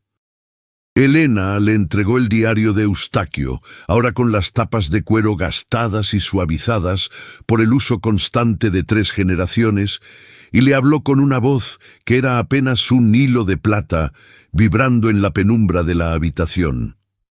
«La tierra no es nuestra, hijo, nunca lo fue», susurró con esfuerzo, clavando sus ojos negros y lúcidos en los de él, transmitiéndole una última lección. «Nosotros somos de la tierra.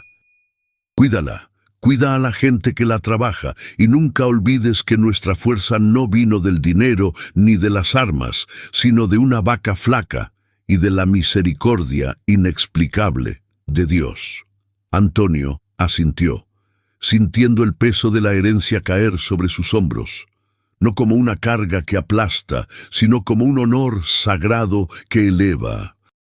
Elena miró entonces hacia la puerta, donde sus nietos y bisnietos se asomaban con caritas asustadas, y les sonrió con una paz infinita, queriendo que su último recuerdo fuera de amor sereno, y no de dolor, enseñándoles que la muerte es sólo el descanso merecido del jornalero al final de un día muy largo y fructífero.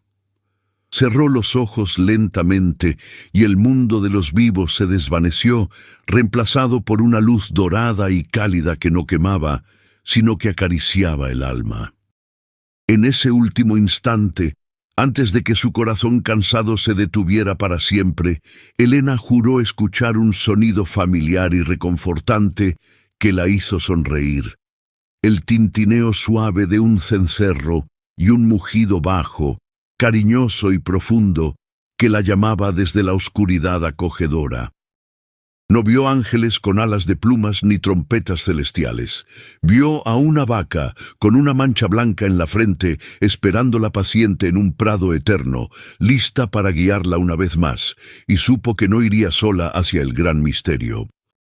Su último aliento se escapó de sus labios con una suavidad imperceptible, y la habitación quedó sumida en un silencio denso y respetuoso, roto solo por el llanto ahogado de Antonio, que besó la frente fría de su madre sabiendo que acababa de perder su brújula, pero con la certeza de que nunca perdería su camino gracias a ella. La noticia de su muerte corrió por el sertón más rápido que el fuego en la paja seca, saltando de finca en finca, y un luto genuino y pesado cubrió la región entera como un velo negro. Las campanas de la iglesia de Santa Rita doblaron con un sonido grave y triste que resonó en los valles y cañadas, y en cada casa, fuera pobre de barro o rica de ladrillo, se encendió una vela en memoria de la mujer que había enseñado a todos el verdadero significado de la dignidad. Los trabajadores de las sombras pararon sus labores espontáneamente, quitándose los sombreros y bajando la cabeza hacia la tierra, sintiendo que el suelo mismo parecía haber perdido color y vitalidad sin la presencia física de su guardiana. No hubo necesidad de decretos oficiales de duelo. El dolor era tan real y profundo que el silencio que reinó en la hacienda durante 3 días fue el homenaje más elocuente y poderoso que se le podía rendir a su memoria. El día del entierro, el camino de Tierra Roja hacia la hacienda se convirtió en un río humano interminable. Vinieron de todas partes campesinos, comerciantes, maestros y hasta el viejo juez de la capital, todos unidos por el respeto a una vida extraordinaria que había desafiado lo imposible. No cabían en la pequeña capilla de la finca, así que la ceremonia se celebró al aire libre, bajo el cielo inmenso y azul que había sido testigo mudo de sus luchas y victorias. El padre Anselmo había fallecido años atrás, pero el nuevo párroco ofició la misa con la voz quebrada por la emoción, recordando en su homilía no a la terrateniente poderosa, sino a la madre Coraje, que había llegado a esas tierras sin nada más que sus hijos y su fe. Aquí yace la prueba viviente de que la justicia divina a veces tarda, pero siempre llega, dijo, y un amén colectivo retumbó como un trueno, sacudiendo las hojas de los árboles y espantando a los pájaros hacia las nubes en un vuelo de despedida. La enterraron, como era su deseo expreso y final, bajo el gran árbol de mango, justo al lado de la tumba de la vaca flaca, uniendo en la muerte lo que la vida había entrelazado de forma inseparable y mística. No hubo mármol frío importado, ni estatuas pretenciosas que intentaran inmortalizar su figura. Antonio colocó una piedra simple del río sobre su sepultura, grabada toscamente solo con su nombre y las fechas, y plantó rosales blancos alrededor, sabiendo que su madre prefería la vida que brota y perfuma a la piedra estéril que solo oprime. La gente desfiló ante la tumba durante horas, dejando puñados de tierra y flores silvestres sobre el montículo, y muchos aseguraron sentir una paz extraña y vibrante al acercarse al lugar, como si la energía de Helena y de la Salvadora emanara del suelo para consolar a los vivos y recordarles que la muerte no es el final. Pasaron las décadas y las estaciones, y la hacienda Las Sombras siguió floreciendo y expandiéndose, resistiendo sequías terribles y crisis económicas gracias a los cimientos sólidos de amor y trabajo que Helena había construido. Antonio envejeció con dignidad y pasó el mando a sus hijos, y estos a los suyos, pero la historia de la fundación nunca se perdió ni se diluyó en el tiempo. Se convirtió en una tradición oral sagrada, contada a cada nueva generación frente a la chimenea o bajo la sombra del mango, la epopeya de la viuda, los 6 hijos hambrientos y la vaca moribunda que derrotó a un coronel tirano. El diario de Eustaquio se conservó en una vitrina de cristal en la sala principal, abierto siempre en la página que describía la mancha blanca de la vaca, como una reliquia santa que recordaba a todos que su prosperidad no era fruto de la suerte, sino de la resistencia feroz de una mujer sola contra el mundo. Con el tiempo, la historia adquirió tintes de leyenda mística en la imaginación popular del sertón, borrando la línea entre la realidad y el mito.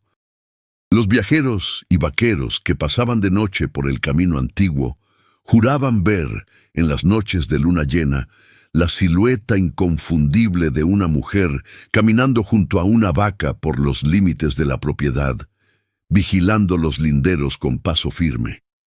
No eran fantasmas que causaran miedo o espanto, decían, sino presencias protectoras y benévolas que ahuyentaban a los ladrones y a los hombres de mal corazón. Se decía en voz baja que quien intentara hacer daño a la hacienda o a sus trabajadores escucharía un mugido terrible y sobrenatural que le helaría la sangre. Y esa superstición protegió Las Sombras mejor que cualquier muro alto o guardia armado podría haberlo hecho jamás. Helena se había convertido en el alma del lugar, fundida para siempre con el paisaje que tanto amó. Hoy, si visitas la región, aún puedes encontrar la hacienda, aunque el mundo moderno ha cercado sus bordes con carreteras de asfalto y postes de luz eléctrica. El árbol de mango sigue allí, inmenso, frondoso y retorcido por los siglos, dando sombra generosa a las 2 tumbas que ahora están rodeadas de un jardín cuidado con esmero y devoción. Los descendientes de Helena son médicos, ingenieros y agricultores, gente de bien que lleva con orgullo el apellido Eustaquio, pero que nunca olvidan que su privilegio actual nació de la miseria absoluta y el coraje desmedido. La escuela sigue abierta y llena de niños, llevando el nombre de Escuela Helena y la Esperanza, y en su entrada hay una pequeña estatua de bronce, no de un prócer militar a caballo, sino de una vaca flaca mirando desafiante hacia el horizonte, recordando a todos que la verdadera fuerza reside en el interior y no en la apariencia. La historia de Helena nos enseña una verdad universal, que la justicia puede tardar, puede parecer dormida o muerta bajo el peso de la corrupción, pero nunca olvida el camino a casa, especialmente cuando es guiada por la inocencia y la fe. Nos recuerda que no existen vidas pequeñas ni seres insignificantes, y que a veces la ayuda que necesitamos desesperadamente viene envuelta en el paquete más humilde, sucio y despreciado. Las Sombras dejó de ser un lugar de oscuridad para transformarse en un monumento eterno a la luz, demostrando que el amor inquebrantable de una madre y la lealtad instintiva de un animal pueden cambiar el curso de la historia para siempre. Y así, bajo el sol eterno y abrasador del sertón, la viuda y su vaca descansan finalmente en paz, sabiendo que su lucha sembró un jardín frondoso donde antes solo había desierto y olvido. ¿Y tú? ¿Has escuchado alguna historia parecida en tu región donde lo imposible se hizo realidad gracias a la fe? Cuéntamelo aquí en los comentarios. Me encantará leerte.